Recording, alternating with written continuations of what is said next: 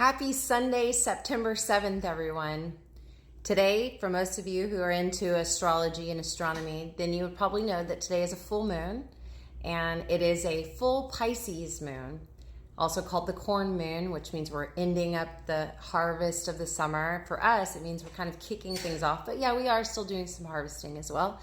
And then, of course, they're also calling it the blood moon, which has a lot to do with the lunar eclipse that's happening as well, because we're entering eclipse season too. And for those of you that pay a bit of attention, you'll know that I just did some speaking and some writing about the new moon that we had in Virgo just a couple weeks ago. And that's because in this time period is very much a part of my star chart. It's I'm kind of in the astrological crosshairs right now with a lot of Pisces, Virgo, Sagittarius, Aquarius, all these different things that are going on right now. I'm very pinpointed in that star chart area. So I've been real focused on that. We're also doing a stargazing event here at Freedom Harvest Farms. And so I wanted to share with you something that I wrote today. It's called From Abandonment to Embodied Love, studying my personal reflections of the now as I see it. To understand narcissism is to understand reflection. Our reflection in every relationship, from our closest loved ones to the larger collective mirror of humanity itself. Narcissism is not only an individual wound, but also a symptom of our shared human story. So often, what looks like giving is in truth a hunger.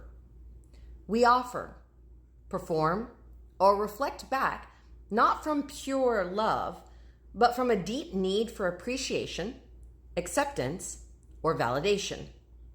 Beneath this hunger lies the wound of abandonment, the fear of being unseen, unloved, or left behind.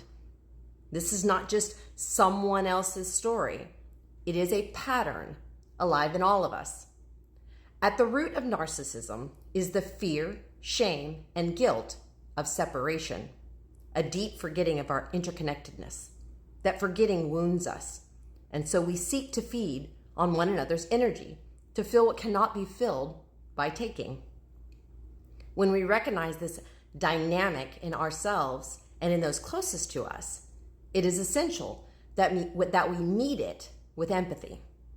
Because this is not merely an individual's flaw. It is the journey of each one of us, carrying the weight of what humanity has collectively created. And the greatest narcissist of all has been the system we ourselves created. In the very structures of our world that have collected our energy and sold it back to us for as long as we can remember, not because the world is responsible, but because we are. We created this reflection out of our own fear of abandonment, out of the shame of separation, out of forgetting our wholeness, which means we are responsible for reclaiming ourselves, for seeing clearly, and for learning what this reflection has come to teach us. Here, the medicine is love. Love, in its truest form, is unconditional. The moment it becomes conditional, it ceases to be love. What remains is attachment. Unconditional love is the simplest expression of faith and grace.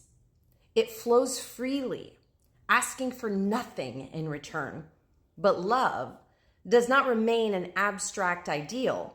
It is tested in the practical application of relationships, where boundaries meet compassion, where patience and forgiveness stretches us, where presence calls us deeper. And even in the love of ourselves, this truth holds.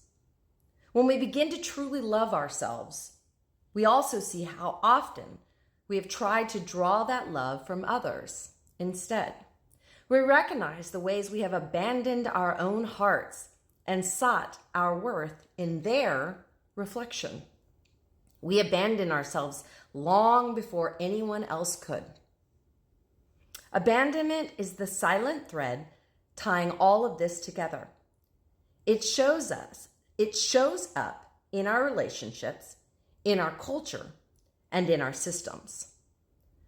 But healing begins when we stop abandoning ourselves. When we return to the inner child, the inner truth, the inner light, and we reclaim what cannot be taken.